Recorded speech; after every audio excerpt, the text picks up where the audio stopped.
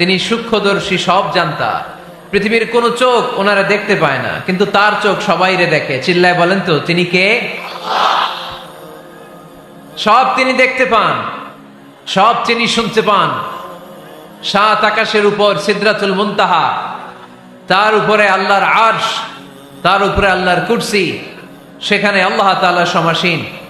এই আরশের উপর থেকে আল্লাহ তাআলা জমিনের অতল গহ্বরে, কোন জঙ্গলে, কোন গুহার ভিতরে কোন পিপিলিকাও যদি হেঁটে যায়, আল্লাহ বলে এত উপর থেকে ওই পিঁপড়ার হেঁটে চলার পায়ের আওয়াজটাও আমি আল্লাহ শুনতে পাই। এজন্য কেউ যেটা শোনে না, শোনে কে? কেউ যেটা দেখে না, দেখে কে? কেউ যেটা পারে না, পারে কে? আওয়াজ করে বলেন, আল্লাহ কি আমাদের কাছে না দূরে? আমার বাবা মা আমার যত কাছের, তার চাইতো আমার বেশি কাছের কে?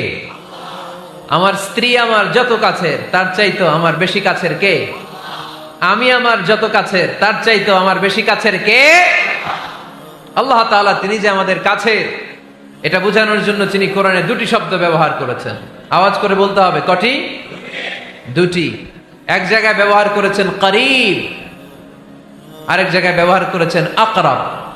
রব্বুল আলামিন বলেন, وَإِذَا سَأَلَكَ عِبَادِي عَنِّي فَإِنِّي قَرِيبٌ أُجِيبُ دَعْوَةَ الدَّاعِ إِذَا دَعَانِ فَلْيَسْتَجِيبُوا لِي وَلْيُؤْمِنُوا بِي لَعَلَّهُمْ يَرْشُدُونَ।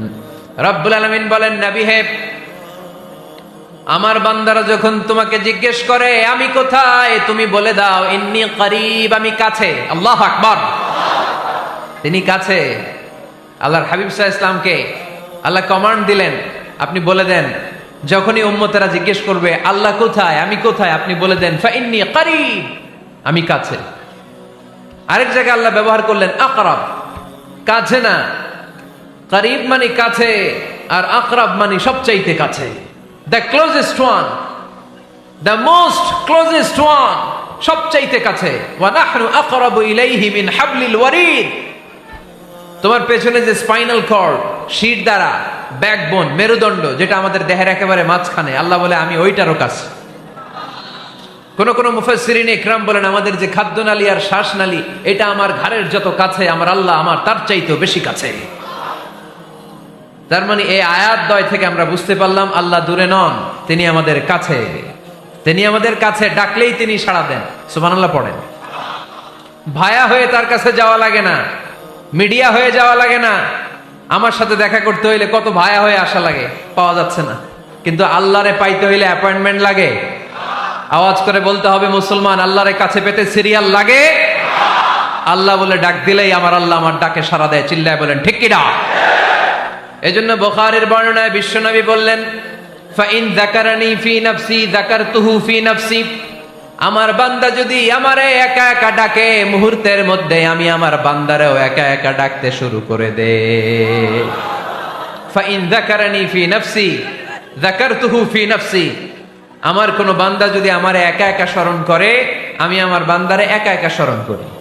ওয়া ইন যাকারানি ফি মালাইন যাকারতুহু ফি মালাইন খায়রিম মিনহু।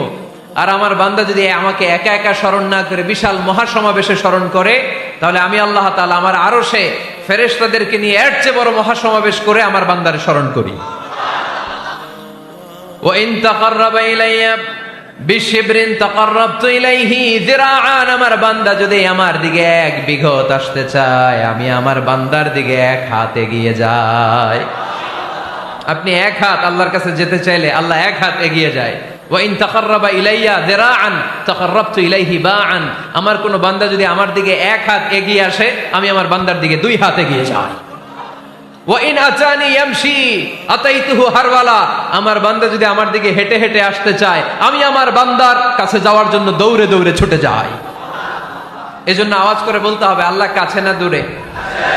আরো জোরে, কাছে না দূরে? The most closest one, সবচাইতে কাছে। চাইলেই আমরা আল্লাহর কাছে যেতে পারি।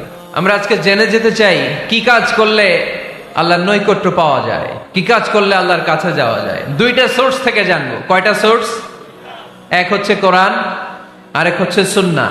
আওয়াজ করে জবাব দেন। এক হচ্ছে, আরেক হচ্ছে। তো আসেন কোরআনকে আমরা জিজ্ঞেস করি, কোরআন তুমি আমাদেরকে বলো কি করে আমরা আল্লাহর কাছে যেতে পারি, কি করে আমরা আল্লাহর কাছের বান্দা হতে পারি, কি করে আমরা আল্লাহ তাআলার নৈকট্য পেতে পারি। এবার কোরআন আমাদেরকে প্রেসক্রিপশন দিচ্ছে, শোনো, তোমরা যদি আল্লাহর নৈকট্য প্রাপ্ত বান্দা হতে চাও তাহলে সেজদায় লুটিয়ে পড়ো। কোরআনের নির্দেশ হচ্ছে সেজদায় লুটিয়ে পড়ো, আল্লাহর নৈকট্য হাসিল করো। ওয়াসজুদ ওয়াক্তারিব, সূরা আলাকের শেষ আয়াতের শেষাংশে আল্লাহ আমাদেরকে শিখাইয়া দিচ্ছেন, আমার কাছে আসতে চাও, ওয়াসজুদ, সেজদায় লুটিয়ে পড়ো, ওয়াক্তারিব, আমার কাছে চলে আসো। সুবহানাল্লাহ পড়েন।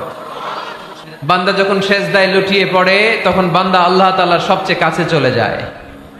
ফাকসিরু ফিহি দুআ, তাই তোমরা বেশি বেশি দোয়া করো। সেজদায়ে নত হও, অশ্রু ছাড়ো,